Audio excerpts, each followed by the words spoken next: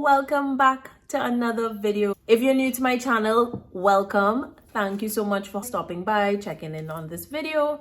I am Kari. I have a background in design. I'm a creator and a crafter, and I'm here to share with you all sorts of tips, tricks, and everything you need to know about, as much as I know, about crafting and creating, specifically when it comes to crafting with the Cricut Joy machine. I have a couple videos before this one that starts from exactly what the Cricut Joy machine looks like, beginner basic tools. We went through vinyl and we went through iron-on, and now we're going to go into Infusible Ink. So Infusible Ink is a really cool material to use. This is what it looks like. Like all the packaging that we've seen so far, this is what it looks like. It comes in this little box, and if you look on the side, it tells you which machines that you can use this for. So instead of having Cricut Joy here like the other materials, it tells you that it can be used with the Cricut Joy, the Cricut Maker, and the Cricut Explorer machines. In these little boxes, you get 2 sheets of Infusible Ink. Infusible Ink can be used on fabric as well as some harder surfaces, specifically ceramic. So you can make things like ceramic coasters, you can make ceramic mugs. There are a lot of different things that you can use in terms of hard surfaces. And then in terms of fabric, it only adheres to polyester. So that's what the Infusible Ink bases are. I mentioned in the last video where iron-on sits onto the fabric of the blank that you're making. Infusible ink, like the name suggests, it infuses into the fibers of the fabric. So this does not sit onto, and you can't flake this off of the fabric. This infuses into the fibers of the fabric and it holds.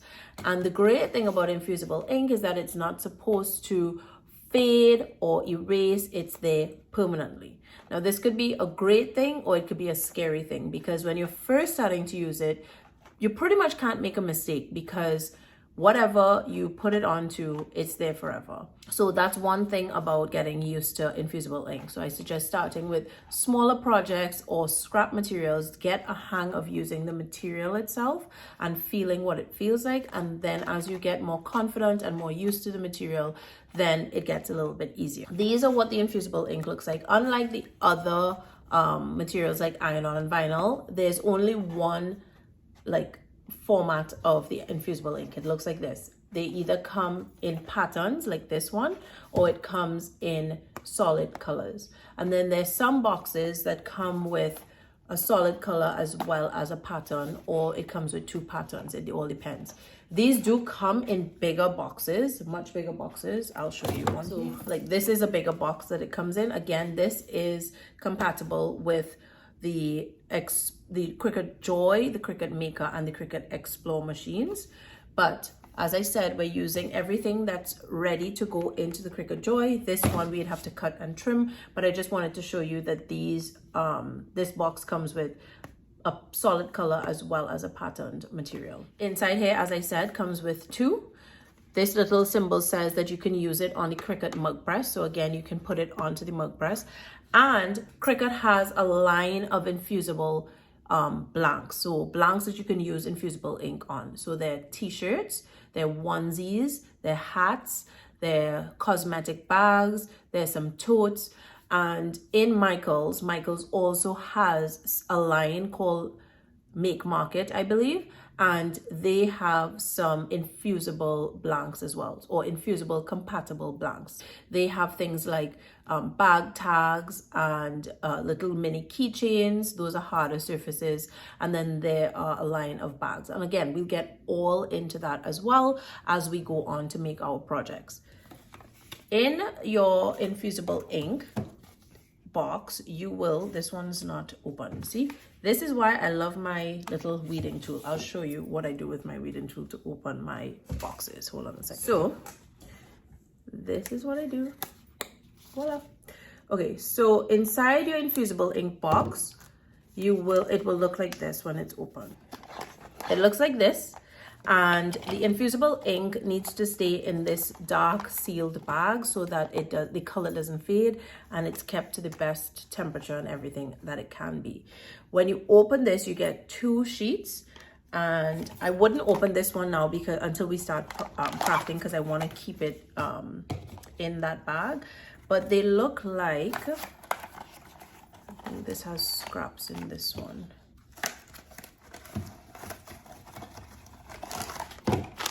So they look like this.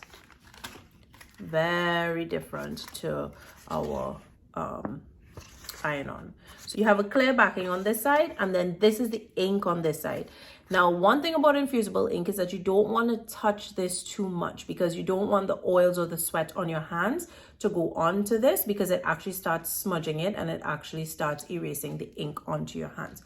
So again, learning how to use infusible ink is one of the first things that you need to do. And then as you get more confident and understand how the material works, then we get into doing more complex projects. But this is what it looks like. Now, another thing to note is that the infusible ink sheet looks lighter than the actual box. But when this gets heated and you finish press it, it gets much darker and the color is much more vibrant, and it's so pretty. This is one of my absolute favorite materials to work with. It was very scary in the beginning because I didn't want to mess up the ink, and the more I thought about messing up the ink is the more that my hands sweat and the more that I actually saw like fingerprint marks onto the material.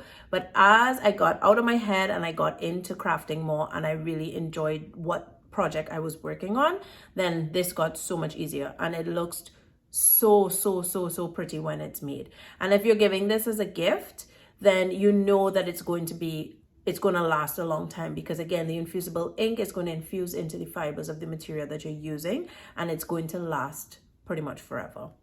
So that is what infusible ink looks like.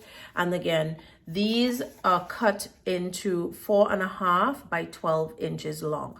4.5 inches wide by 12 inches long. So pretty much you do your design on Design Space, you set it to print or send it to cut, and you feed this into the machine, and then you will cut. Now, the one thing that's different between this, well, the other thing that's different between this and iron-on, you need a mat. You need a mat to cut infusible ink. It's not smart. It's not a smart material, so therefore you cannot just feed it into the Cricut Joy machine. You will need to get a mat, and again, I will go through all that with you when we get to making different projects. So just remember, if you want to start using infusible ink, one of the things that you will have to grab is a standard grip mat. You can get those as well specifically for the Cricut Joy machine, and then you can go ahead to use your infusible ink.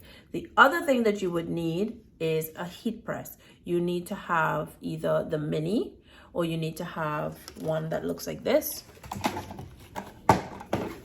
This is a Cricut heat press, and then there's a wider one as well. You don't need the wide one to start off.